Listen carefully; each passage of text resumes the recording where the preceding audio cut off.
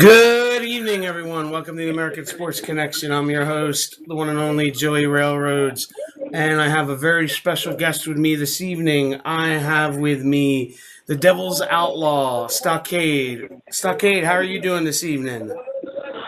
Doing good, brother. Doing good. I'm glad to hear that. Now, we usually have a question we usually start out with. Now, what was your first memories of professional wrestling? Man, it's a hard one. I've been asked that before. Really don't remember the first time I watched wrestling. I just can't remember a time with it not being around. Like I can't pinpoint one moment in my life that I was like, "Oh, this is when I started watching." I just always remember like wrestling was a part of my life. It was like wrestling and cartoons and comic books. That was it. There you go. Do you who were some of your favorites like that you can remember when you were a kid?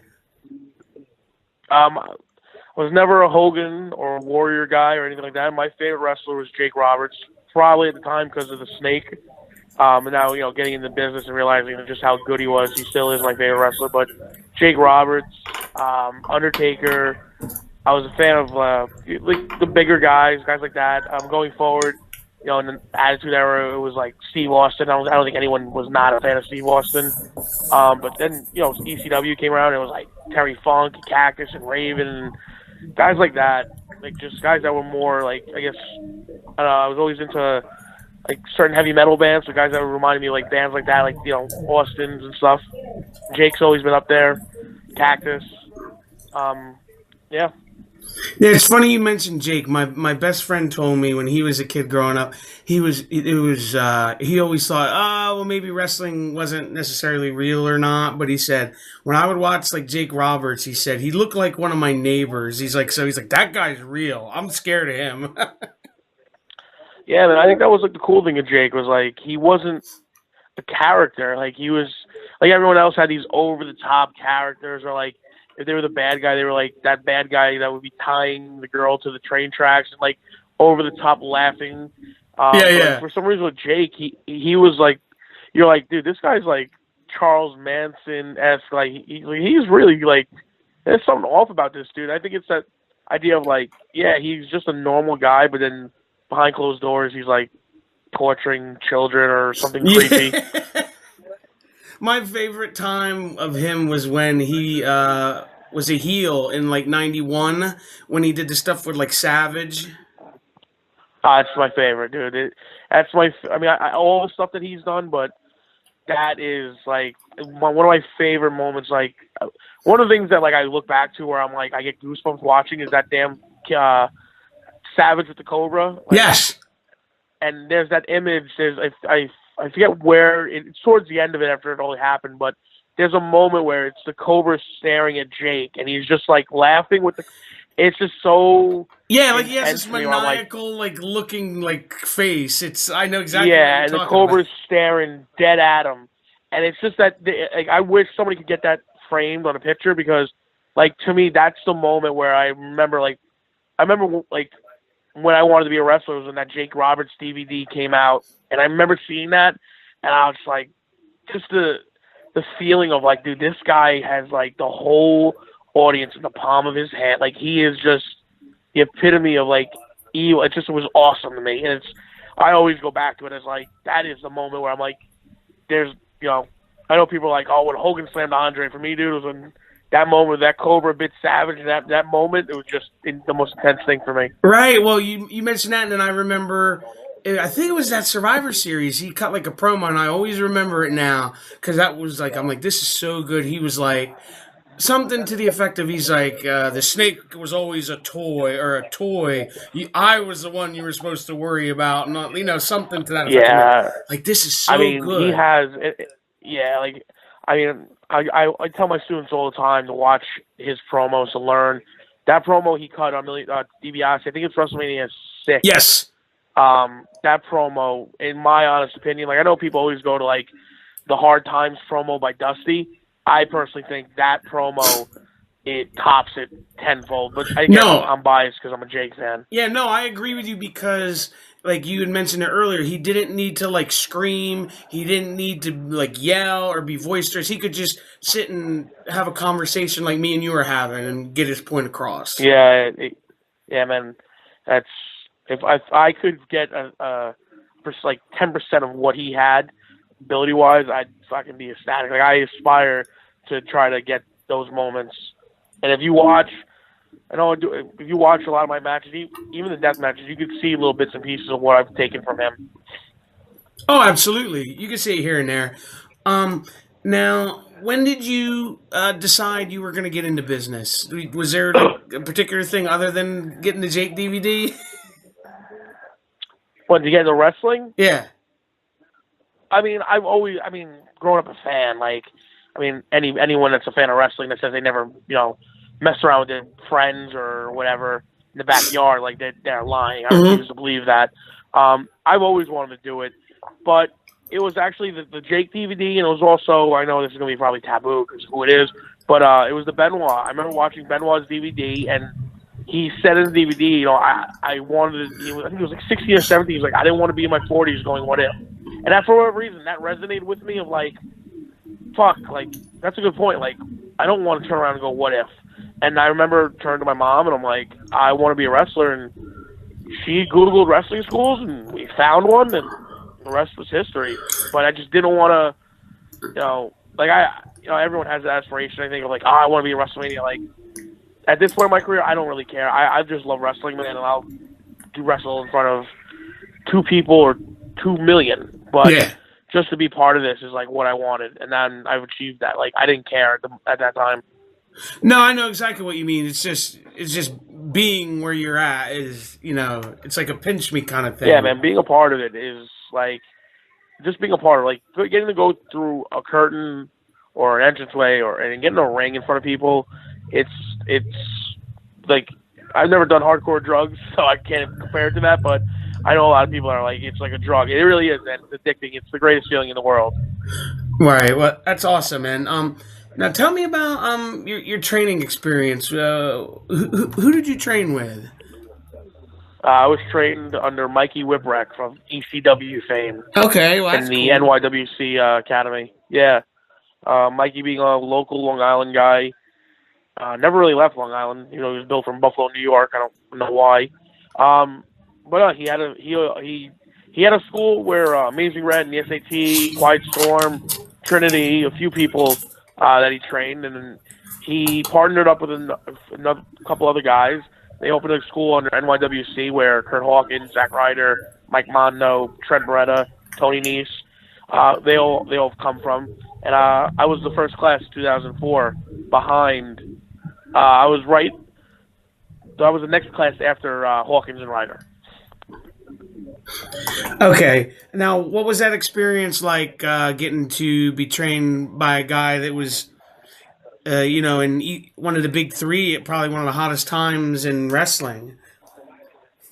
It was awesome, man. Like, I mean, growing up, I was a fan of ECW, so like, this is Mikey, Mikey and Jerry, which one of the hottest tag teams ECW ever had. Mikey and Cactus, he beat Austin. I think it also led to a false sense of security because it's like you see the guy on TV and he's this goofy, psychopathic, like kind of goofball, but Mikey was a hard ass man. Like Mikey learned from Taz, and anyone that's ever seen any of the Tough Enough or anything, like that wasn't like a gimmick, dude. Taz was a hard ass, and Mikey was maybe not as hard ass, but could be at times. Like it was intense. Right. Yeah. Now, how did that help you to become the performer you are now, and help you because you're training, now? Everything that Mikey has taught me, like, I mean, I owe everything to Mikey. I owe everything to Mikey and one other guy. His name's John Mayer. He was actually trained by Dean Malenko's father. He was actually one of the trainers when the Malenkos had a school in Florida. I owe everything to them. Mikey has done so much for me. Like, I can sit here, dude. We could spend an hour, saying the things that Mikey has done for me. But, I mean, I'm influenced tremendously by him. I try to, their style of teaching, I try to incorporate into my own.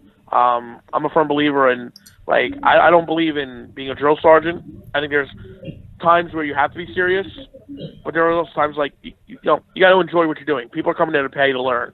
You know, it's not like a NXT where they're being paid to learn. They're paying us, so it's got to be fun. And I try to make it fun and enjoyable. And I have Bull James, Bull Dempsey. He's also a trainer, so you get a guy that was signed and learn from probably the best, and then you got me with all my experience on the indies. So you get maybe not the best of both worlds when it comes to me, but you get a lot of experience. So it's definitely cool. Yeah, I get what you're saying with training where it's kind of like a healthy medium, I guess you would call it. Yeah. Like a balance. Now, have you always wanted to do hardcore wrestling? Yes and no. I think anyone that grew up a fan of ECW, I think was like, yeah, I wanted to do it, and I did do some, nothing to the extent of what I've done, currently. But there was a time where I was like, no, I don't want to do that. I want to be a wrestler. That's garbage wrestling. That's not for, that's an easy way out. And it was not me being disrespectful. It's just that, I just didn't have the opportunity. And then when I had the opportunity and I did my first death match with Tremont, it was like wrestling for the first time all over again. It was like this new high, this new addiction. It was like, wow, man. And I fell in love with it. And I had a newfound respect for, deathmatch wrestling. Like I said, I was always a fan of Cactus and Funk and what they did, but I was, trying to get signed, trying to get looked at by WWE or Ring of Honor, and you always heard like, oh, they frown upon that. They frown upon that. I don't know if they do. I don't know if they don't. At this point, I could really care less. I enjoy what I do now. Okay, now, what do you think, in your opinion, what is the best and worst about it? About deathmatch wrestling? Yeah. I mean, the best is the adrenaline rush that you get. Like, people are seeing you do something that the human body shouldn't do or take, whether it be doesn't like cinder blocks. Like, there's an intensity to it. The worst, honestly, is when it's all said and done and you're in that car ride home and you're beat up and cut up and bloody and, when the show is over and the glory fades, that's when the reality sinks in. Hey, that reminds me of what Gorilla Monsoon used to say when I would watch WWF back in the days. Like when the adrenaline would wear off and the pain would set in. Yeah, man. Like, don't get me wrong. Like, being in a car with your buddies and there's a slight metallic smell because everyone's caked in blood or didn't quite get all the blood off of them. There's a weird bonding brotherhood to it. There's a weird, like, fuck yeah, like, there's a pride thing because it's like not everyone wants to do it. People aren't supposed to land on light tubes and get hit with all this guzzler plates, but in a weird way, it's a sense of like, yeah, I'm fucking tough enough and able to take this. And it's weird, man. No, I know exactly what you're saying. Do you have a different mindset when you go into death matches as opposed to just if you're working, say, a regular singles match? I mean, I'm a lot more nervous because of the risk. I mean, obviously you can get hurt in a normal match, but with the added addition of all the plunder. But I'm also more nervous, but I'm more anxious because there is that like adrenaline rush, and there is that like it's almost like before the match. Once the show starts, then it's like, all right, I'm nervous. I'm like, all right, let's go. And right as my match is about to happen or my music's about to hit, I'm all amped. I'm like, yeah, fuck yeah, let's go out there and let's kill this shit. So there's that part to it. Nervousness, I mean, like, depends on where I'm at. CZW, there's always more of a sense of being nervous on any match because it's CZW. And I know that's like, at this point, people are like, wow, fuck that. But no, it's CZW, man. It's one of, and it will still be one of the top indies in the country, and that won't change. So going out there and going, like, so many guys have come through the doors of that place, or it's like, yeah, man, there's a part of, like, you can't go out there and fucking mail it in. You got to go out there and kill it, no matter what you're doing.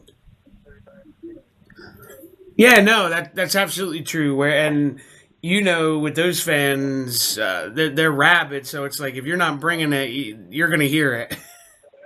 Yeah, no, I've had. Believe me, I think everyone that's worked there has had their fair share of reaming out by the fans, and not everyone's gonna like you. It's part of life. Part of Oh no, entertainment. yeah.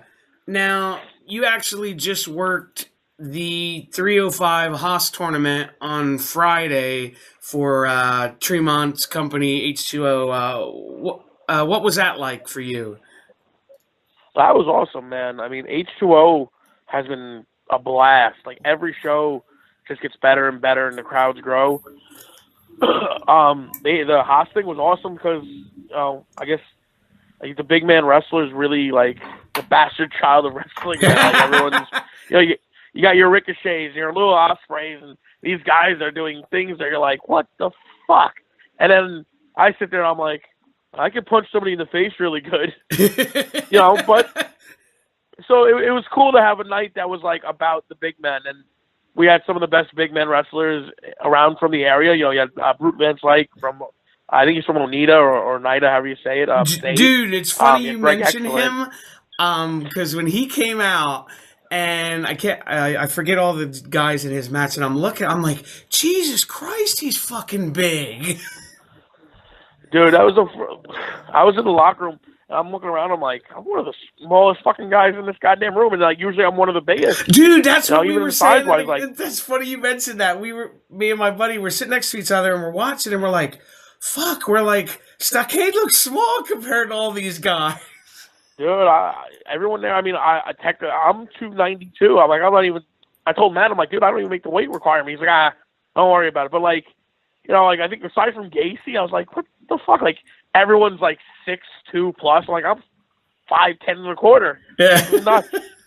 But no, man, it was great, man. Like, it was a fun time.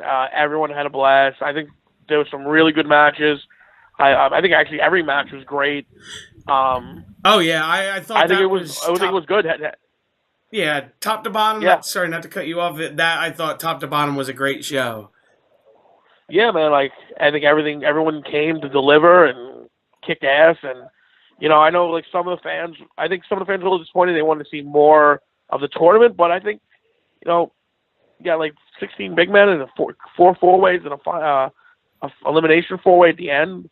I think it was cool, and I think you saw different dynamics in each match. I know, when you put Greg and Bill Carr and those guys together, you're going to get a couple of ha-ha spots, and I think it was fun all around, man. I have nothing but, I have nothing bad to say, and I'm looking forward for H2O, to grow and become a real force in that area. Oh, absolutely, and I'll say this, and this is by no means knocking anyone else who was in there because it was awesome, but the DeMarcus Kane, that was the surprise guy. He really impressed me. Yes, because I've never, I've never seen him, but I've seen him briefly. But I was just like, for him to press slam Monster Mac was like a holy shit moment. Yeah, dude. I remember I was with Matt. Matt and myself did a CZW and Standalone Wrestling held a tryout, and me and Matt were there as one of the scouts or whatever. Mm-hmm. And we both turned to each other and were like, "Dude, holy shit! Like, how is this guy not signed? Like, dude, this guy's just dripping money." Yeah, when I looked at him, I'm glad, man. I looked at him and I mentioned to my buddy, I said, dude, and I hate comparing guys to people, but I said, he looks exactly, with his build and everything, he looks like a twin Bobby Lashley. That's what everyone said, yeah. And then the bonus, you get Preacher to run his mouth, and that motherfucker doesn't know when to shut up, so you get him around. Yeah, and then the other one was H2O, man, I'm telling you, man, give it a couple more months, even by next year.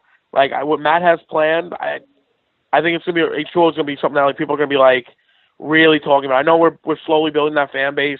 I know in April he's doing 2 shows. He's doing another subterranean underground show. Yes, and, that's gonna be a lot of fun. Something planned special. Yeah, it's gonna be a blast. Yeah, I'm excited for that. I'll tell you this real quick too. And I told Bill Carr, he laughed. I was like, dude, when I first saw you, you reminded me of Big Bubba Rogers I with think he's more hairy. the tie and everything. And he's like, yeah, I can see where you would say that. Yeah, man. But Yeah, I blast. Nothing but yeah, a blast for that that's show. cool. Now it's probably been in the last, I'll say, year or so. You've been doing the Awakening with Matt and Raver. How did that all come about that you got to be in with that? So, being Matt's friend, I guess Matt had the idea of turning heel. I think he felt the time was right or whatever, and wanted to go down a new avenue. And Matt's very influenced by guys like Kevin Sullivan and that whole Army of Darkness era in Florida. And he came up with this group. This group was all Matt's. DJ saw me at a show, said, "Hey, we need to talk." And as much as I love DJ, I can't stand talking to him. So I was like, "What the fuck do you want to talk about?" And he's like, "We're bringing you back." And I was like, "For what?" Because my first run there sucked, and I was very bitter about it because it's where I wanted to be, and I was like, "Give him 3 months." But he told me the idea, and I was like, "Is this a real deal?" And originally, the whole storyline was going to be Matt basically feuding with DJ, and the Awakening was going to we were going to be more. It was supposed to be 4 or 5 of us against a group that was led by DJ, and it was supposed to lead to this cage. Obviously, things changed. Yeah. But I was all for it. I was like, good, you know what? If I get to be with Matt and roll with him, I'm all for it. And I got to meet G-Raver because of it. I personally think the Awakening, I mean, we're still doing it elsewhere. It stopped in CZW because, personally, bullshit, really no excuses, to be quite honest, other than we were told no more groups, but you were at Cage of Death. Obviously, you saw that's completely a lie. Mm-hmm. But yeah, I mean, we're in H2O, NYWC, we're in Rockstar, a couple other places coming up. It's been cool, man. And we all generally get along. That's the best part. Like we're always talking to each other. Me and Raver talk about collecting Funko Pops like a bunch of 13-year-old girls. And yeah. Yeah, I love Raver. I was talking to him Saturday night. He's just a cool dude. Yeah, Raver's good people. But I enjoyed the heel turn and you guys all together. It's just it was something different. Yeah, and like I know a couple people are like Fremont can never be heel. It's like, all right, so if they don't boom, they don't boom. But I don't know. I know Matt was very passionate about it. I was, Raver. Like we were all in. I mean, I went out and bought fucking all white gear for Christ's sake, as much as I didn't want to. But we were all in, man. Like I said, we were told by the new booking, which I don't have to say who the booker is. Everyone knows. I'm not gonna bury names. You all know if you follow indie wrestling. Yeah, and he said, "I don't want any more groups in CZW," and we were like, "Okay." I remember going to Matt about the Onita thing, and I remember telling Matt when this was like going to happen, I was like, "Brother, you got to be the bulldozer," and he agreed. So we knew going in like Matt's gonna go back to being the bulldozer one night. But that's when we were told, no more groups. And we were like, and then, a couple months later, Gacy's got a group. Yeah. And then now, Anthony Gangone's coming in, and rumor has it Gangone has a group. So it's like, why did you take away the Awakening? Like, it's part of the reason why I'm pissed. I'm like, why would you take away something that was working? But, like I said, it's not my fucking company. Yeah, no, I understand. Now, you talk about the Onita stuff. What was that like to get to work that show with his 2 guys that came over from Japan in that triple threat? We were, I was stoked, dude. That's FMW. And everyone's like, it's not the same. I didn't really care. But originally it was supposed to be me and Raver versus them. And then Storm got put into it, which is awesome because Slack and Dan are great. Yeah. It was awesome. I loved it, man. I remember we did the match, and Christy Rivera and her soon-to-be husband came up to me and were like, dude, DJ was going apeshit for what you were doing. And then when I was walking around the locker room, Yaguchi, the guy with the face paint, pulled me into the locker room and brought me to Onita, and he said, Mr. Onita, Stockade take very good care of us. So Onita hugged me, and I was just sitting there. I'm like, this is nuts because it's fucking Onita. I'm like, holy shit. And to be part of that show, like, if I said it to everyone, I was like, yo, this is my last show at CZW because I knew the changes that were happening. I'm like, dude, I could care less. I was on the show, the only show in America that Anita did in the past 30 years. Like, I could die happy. I went out there and killed it. Yeah, I was like, and I go out there. And then, like, we were talked about being part of the six-man, and Matt, so that whole six-man thing, which I know a lot of people are pissed about, like, that was Onita going into it. That wasn't DJ or anyone else. They should have blatantly said it instead of, like, doing what they did. Yeah. But, you know, Matt told DJ it's either Raver, Stockade, or RSP and Danny. Obviously, Danny and RSP got picked.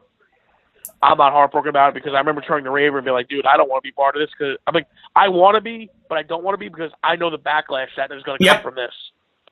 And it would have just been like a whole, you know, bag of worms opening up. Yeah, and again, man, I remember like being there and RSP looked at me like an hour before the show started, and he's like, man, you guys should be in this fucking match, not us. And I was like, nah, man, enjoy it.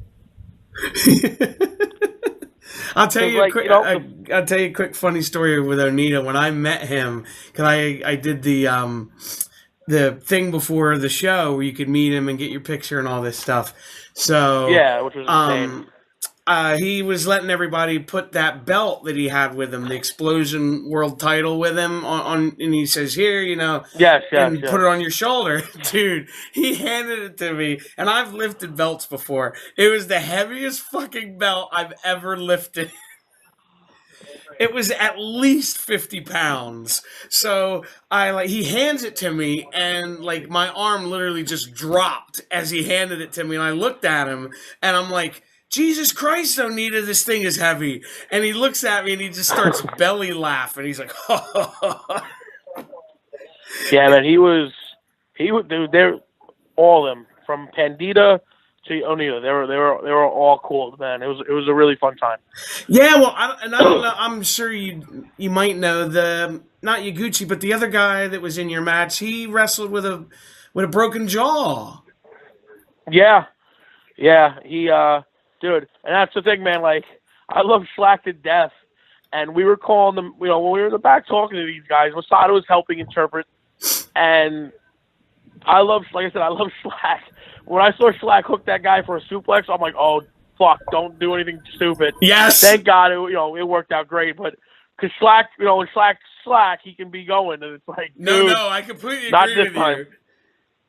Yeah, but it was awesome, man. Like I said, I was stoked that Schlack and Dan were part of it. Like, I love being in the ring with those dudes, and just get in there with those guys and have the match that we did. I look back on it fondly, man. I'm happy with it. Oh, it's funny you talk about Schlack. My 9-year-old is terrified of him.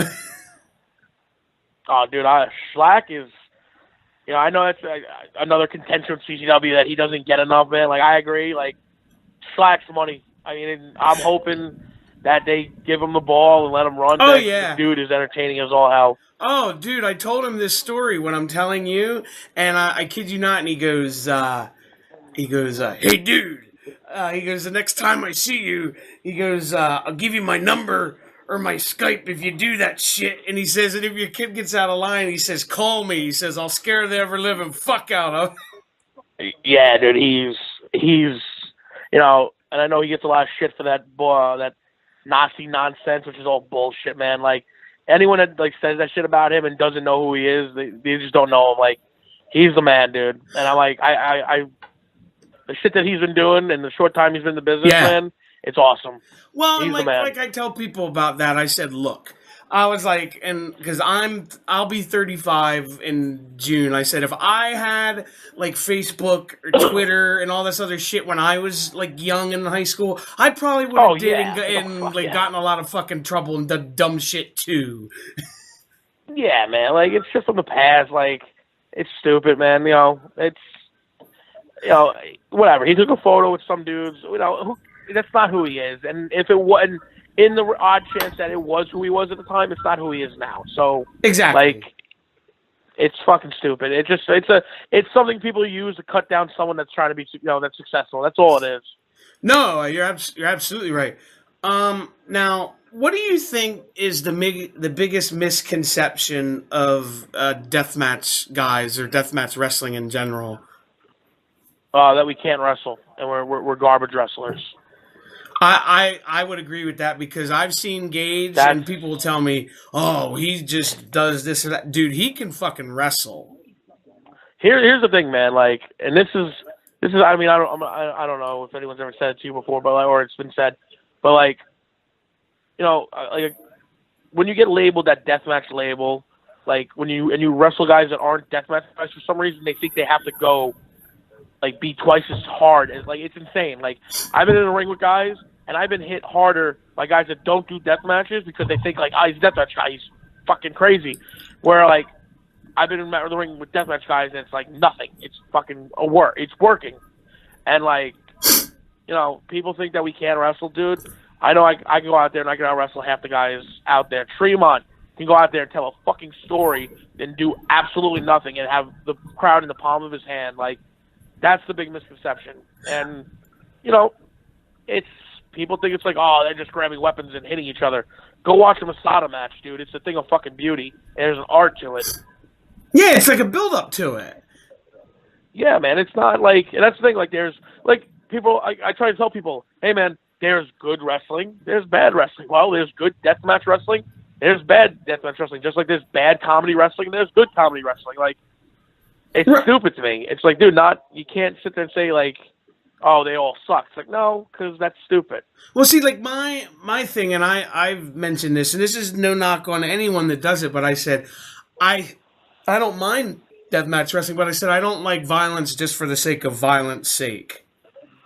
Like, make it mean I agree. something. I agree. Yeah, no, I'm 100%, dude. Like, I'm big on like everything should have like it's a match. Everything should have a rhyme and a reason. It's not about, oh, let me grab this and hit you in the head with it 6 times. Like, I don't want to watch that. I want to see like, dude, like I modeled a lot of my deathmatch. Like, I watched, like, I was fortunate. Masada lived up in New York for 3 summers, and I picked his brain and like we watched it. And like, Masada to me is the ultimate deathmatch wrestler or hybrid wrestler because what he works, he puts wrestling into his stuff. Like his match with Shane Strickland, that's like the style of wrestling like that. Like, where it's a combination of like the hardcore and the technical and the brawling. Yep. Like one of my favorite matches of all time is Mankind versus Shawn Michaels from In Your House. Like that is the encompass of like what I feel deathmatch wrestling is. It's not about like tubes and guster plates and all that. Like, yeah, that's an element, but to go out there and wrestle your ass off, but then still take these insane, crazy bumps, that to me is deathmatch wrestling. Yeah, because it's gotta mean something. Yeah, 100%. And then, like I said, but there's good and there's bad. So people that don't get it, people that hate it, just want to hate on it.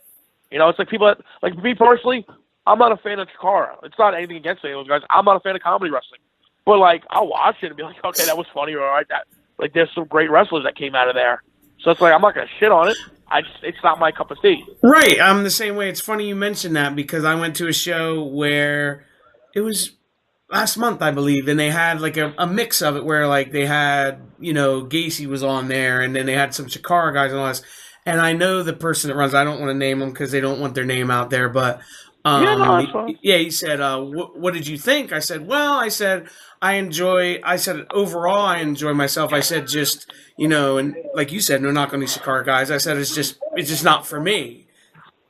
Yeah, man, like, I always get asked, like, what do you think of Joey Ryan's dick flip? And it's like, honestly, like, is it believable? No. But at the same time, I'll go watch Onita get blown the fuck up and mark the fuck out. Yeah. But how believable is that where a guy's getting blown up and he's still able to wrestle? And like, it's wrestling, man. Just, I get it. It's not, if you don't like it, don't fucking watch it. It's that simple. I look at it like this, and it reminds me of him, and it's always him and the Young Bucks. Everybody wants to hate on the Young Bucks. I said, look, the dudes are making money. I can't fault the guys. They're doing their thing, and they're laughing all the way to the bank. They're fucking, they got their shit in Hot Topic, dude. Yeah, well, they put a thing out that they're like, I think they said that they're like they were the number 1 selling thing, like shirt-wise, in that store, and that's a hell of an accomplishment. Dude, for guys that aren't signed on a major national television station. Like I don't know what Ring of Honor airs on, but I Yeah, know I it's don't not either. everywhere. I Dude, mean, it's awesome. considering like It's they got all cool. kind of shit like for Rick and Morty and all those other things in there that Yeah, man. Nah, so it's awesome to see. It's like it's cool, and like people that hate on it, like it's just I that's why I don't get some fans, man. Like I understand having a passion and loving something, and because I'm that way, but like these fans that turn around and just like fuck them, they shit on wrestling. It's like that. Come on, man. Like the fuck, just enjoy it for what it is. Like you don't have to like. No one's forcing you to watch it. It's not like you're yeah. Clockwork Orange and you're tied to a chair. Yeah, I know what you mean, dude. Like, cause I go and it's just like people are like, oh, well, that fucking sucks. And I'm like, dude, it's just come and enjoy yourself. You don't got to be so rigid with like everything, you Well, know? like my thing is like I know there's a couple fans that go to like CCW shows, for example, that just hate the show in general. It's like Yes. they just want to hate it. It's like, why are you spending $30 to hate something, dude? Like take that money, go out and have a drink Well, or I'll mention this fucking. because if people weren't there live, you didn't see it yet because I'm pretty sure it's not up on studios. David Starr wrestled his match, and if you'll know who I'm referring to. There's a certain individual or group of individuals that heckle him every time he wrestles, and this person is the same person that threw money at him years ago. Okay, yeah, I know what you're talking about. And apparently this person had like a doll or something. I couldn't see what it was from where I was. But he was like waving it at him or something. Long story short, after his match, Star cuts, a little promo or everything, looks right at him, and he's like, oh, by the way, he's like, I know this will make you angry. Happy Hanukkah, and goes over and flips him off right in his face and walks to the back. Like I get it. It's frustrating because I know I know what you're talking about with those guys. Yep. Like I said, they're there. I mean, they pay their tickets. They can do whatever they want. I don't know if it's smart to go over there and give them the attention because that's kind of what they're looking for. But hey, they have their right to say what they want. They're not the biggest Stockade fans. They don't like me. And well, hey, whatever, it depends, man. Like depends on the day because it was for a while they didn't, and then I think you worked a match with Gage or somebody, and then they liked you. yeah, go figure that one too, man. Like bottom line, like when it comes to CZW, like I know people, my first run there, and I'll be straight up honest, dude. Like when I went there, it was me and Matt supposed to team. And I was like, I knew the end goal was Nick was getting out of jail, and that was the money match. So I was like, Nick's not getting out till fucking June or whatever it was, or May or something like that. Yeah. I was like, me and Matt can fucking team. So I went to DJ. I was like, yo, dude, let us team. We get a title shot. We'll lose. We'll turn on each other. There's the blow off. And when I walked in the door and was told, you guys are teaming and you're turning already, I was like, the fuck, man? And then we went to the arena, and in the arena, dude, completely. Not so much DJ's fault, but we were told we can't bleed on the floor, we can't do this. We were told we only have chairs because the girls earlier in WSU used all the tables and gimmicks. I'm like, you're telling people this is ultra-violence. We have no tubes, no nothing. And then as a worker, I can't turn to the fans and go, by the way, we're not allowed to use this, this, and this. So, it falls on us. The match wasn't that great. I wound up damn near breaking my ankle within the first couple seconds, and I'm not making excuses. The match wasn't that great. The no-rope barbed wire, a lot of people either love it or they hate it. I stand by it. Matt stands by it. And it goes back to what you were saying. It wasn't violence just for violence. We tried telling a story. Like, we were building to everything, and we escalated with the cinder blocks. I personally love the match. If the people don't like it, they don't like it. It's, I can't change that. Right, and like you're saying, dude, sometimes, just circumstances happen that are, out of your control. Yeah, man. And then one of those, Evolution, or whatever the fucking dumbass name they changed it to. I think it was Evolution. The Doors match. The six of us were like, yo, let's fucking kill this. And we were told, no blood, no this.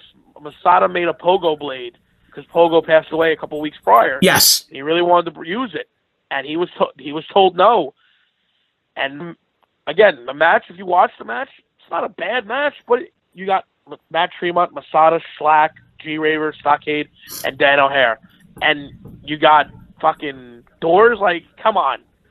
Nobody wanted to see that. People wanted to see us go to town. And, we can't turn to the fans and go, we're handcuffed. Right. Like, Well, dude, because it that falls on match, us. And I there was some nasty bumps in it. I was worried that Raver like legitimately got like knocked out in that match.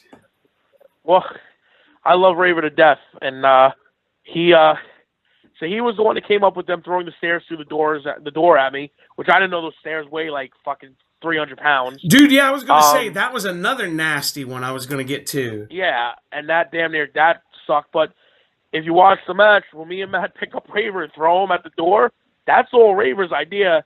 And dude, he bounced off that door.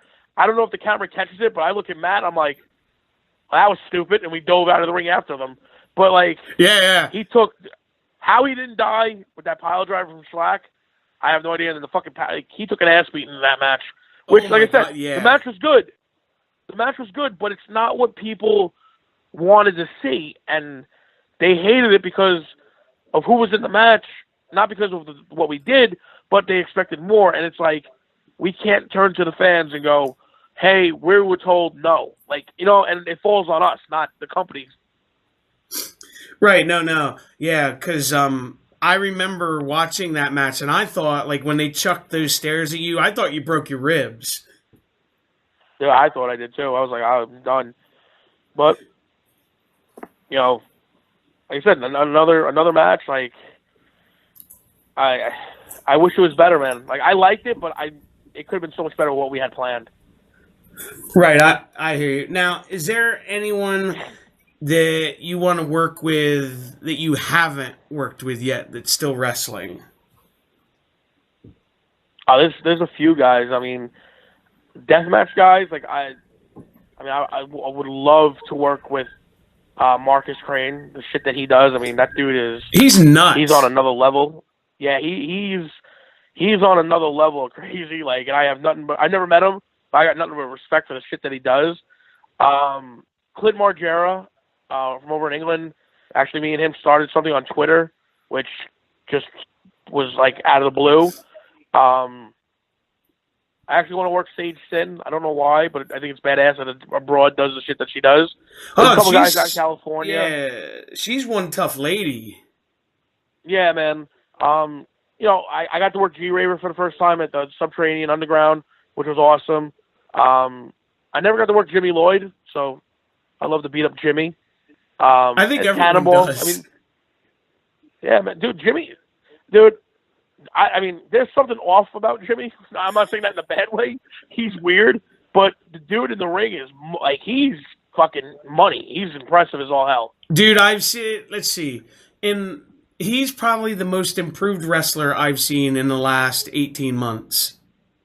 Like, yeah, man, where he's grown, it's like crazy. And I've talked to him before after like Dojo Wars shows, because I go and I said, Jimmy, I was like, you can live like a full life. You don't gotta like do all this like crazy shit and be crippled by the time you're 30, right? And he just laughs at me. Yeah, man. I think a few of the veteran guys have had that conversation with him, but hey, man, he's doing his thing and he's happy. Yeah, that would be fun to see you and Jimmy. I mean, definitely. I mean, I know it's gonna be like a taboo thing, but I would love to work Sammy. I mean, he's the booker. He can make it happen if he wanted to. But Sammy, I mean, I always liked Sammy's work. I don't know about the kissing thing, but Sammy, Dave and Jake, Chris. I think me and Raver would do great things with them. I love Dave and Jake. They're great dudes. They're awesome, dude. In my opinion, they're the best tag team going today. I don't really know anyone. I really couldn't really think of anyone better. Maybe the Bucks. That's about it. I'll tell you a funny story. Saturday night when they're putting the cage up, it's intermission, and I'm over towards Dave's and Jake's table, and there was a like a walkway they were putting on top of the cage, like a wood. Where you could walk on top of it. Yeah, the platform. Yeah, I couldn't think of the word. Thank you. And some of the guys, I guess, were like scared of heights because you could see them like coming down, like they didn't want to like be up there. And Dave starts yelling at him, sissies and all this other shit to like the top of his lungs, so everybody could hear him. It was Yeah, so fucking funny. Dave's fucking crazy, dude. Yeah. He's the shit that he has said in locker rooms where I'm sitting there, I'm like, what the fuck are you talking about? Yeah, he just had me dying. Like it's so random the things he was saying. Yeah, he's one of a million, man. He's definitely, there's a lot of characters and personalities in CZW. I will say that. No, I think that's just I've learned as the further I've got along with the show. That's just wrestling in general. Yeah, man, wrestlers we're fucking weird. Because I've had this is a true story. I've had people ask me, they're like, "Have you noticed since you started doing this that these guys are a little bit off?" I was like, "Oh yeah." Oh yeah, we're fucking weird, man. I said I think quirky, I guess you would call it. Yeah, man. You know, like the funny thing is, like, I made the joke to Cannonball the other day. I was like, dude, you know, people think us deathmatch wrestlers, we're the crazy ones. I'm like, fuck, dude, we're more normal than the fucking regular guys. They're the fucking crazy ones. Dude, it's funny you mentioned this. I told somebody today, I was like, and David Starr has said this too, I like hanging out more with the deathmatch guys. Dude, like, all I want to do, man, is after a show, like, I want to go get something to eat and just bullshit. Like, yeah. And I want to go home and chill, like, and be at my house. Like, Matt wants to go home and be with his dog, like, but these other guys are like going out and fucking partying and like, dude, I can't do it. It's like I'm too old for that. Yeah, I think that's what it is. The Dub Boys, we did a show in Coney Island and they damn near tried to kill me. Like, I used to be able to drink. Those sons of bitches, my God, man, like it didn't stop till like 4 a.m. And I looked at both of them. I said, listen, I have to go away from you guys because you're trying to kill me. Yeah, man, they're fucking crazy, man. Those two are some fucking. You want to go have a good time after the show? Find them. That's where the party is. That's funny. You mentioned them. I'm so happy for them because I don't know if you saw they got the tag belts. Yeah, Saturday they probably night. got that's fucking been, in my opinion, that's been months overdue. Yes. Months. Because those guys have worked their ass off. Yeah, and then I'm big fans of them. I like them personally. You know, I mean, I don't know what's going on with CZW. I wasn't there. We can get into why I wasn't there if you want. I have no problem. Yeah, go ahead. With that, but yeah, no, I mean, basically, you know, so leading up to Cage, me and Raver weren't on for 2 months. The last thing I did was that awful fucking 4-way, and again, that was designed more by the booking team and a lot less on the creative end of the wrestlers. We were told we were booked for November. We weren't. October. But then we were told November. We kept getting blown off. DJ hit us up and said, come up with some match for you and Storm. Came up with a match. We're told that it was too crazy and too violent, that it would overtake the Cage. Okay. Obviously, seeing what the Cage was, I don't think that would have been true. No, I can. If you guys were going to go that far, I can't see that. Yeah, like we had some cool ideas. So whatever. I personally think there was some booking decisions against it. Whatever. So there was a scramble. None of us knew. I mean, for weeks leading into Cage, like none of us knew what the fuck we were doing. We all heard rumblings. And I just saw Raver's face pop up, and I was like, the fuck? And I was happy for him. I hit up DJ, no answer. Then I saw DJ at a Haas, and I was like, yo, do you need me? Like, I want to be there. What's the deal? And all he told me was, show up, we'll figure something out. No disrespect to DJ. I one of the few guys that will openly say I generally like DJ as a person. I know a lot of people don't. I know people think he's a shitty businessman, but say what you want, man. The dude's done some things in that company. You know, like it or not, he knows his business. I agree with personally you. didn't. Yeah, I agree with you 100% because I said if people knew DJ the person, they would like him because I think I love DJ the person. There's some things that he's done for people behind closed doors, man, that like, you know, people think DJ's an egomaniac, but like he's done some things for people that I know personally. Like, behind closed doors to help people out when they're in some hard times, and he's never, ever, ever once like bragged about it, talked about it. Like privately, he'll say like, "Yeah, man, I helped out so and so," but like he's never gone on the record. And like I have nothing but respect for him on that aspect. I know he's not Mr. fucking popular with a lot of people, but whatever. Yeah. But I just felt like, I've been in the business 14 years, man. I've been to Mexico. I've been to Trinidad. Like I've done some things. DJ's known me. I've worked for him. I worked for him for the past 8 months or whatever it was. Like I just felt I deserved more than show up and figure something out. So I was a little bit like, dude, like that's what you're gonna give me. Like, so I told Matt, I'm like, dude, I don't think I'm gonna show up. And I told Raver, and they're both like, yo, stick to your guns, man. Like, that's a little fucked up. So at 5 p.m., I got a phone call saying like, hey man, where are you? You're booked. And I'm like, I'm in fucking New York, and there's snow. I'm not making it. Like, get out of your mind. And I would have been in the scramble. It would have been cool, but at the same time, I'm like, I think me and Raver and Slack and Dan, and there's no disrespect to any of the guys that are in the scramble, but I think we deserved a little bit better than that. I'm not saying fucking main event cage. We should have got a match on the cage. That's just my honest opinion. But, there's talks about it happening. I just haven't been happy with the direction of CZW. That's a lot of, I've heard that from a lot of people. You know what it is, man? It's like, I get you have to change, you have to evolve. I'm all for it.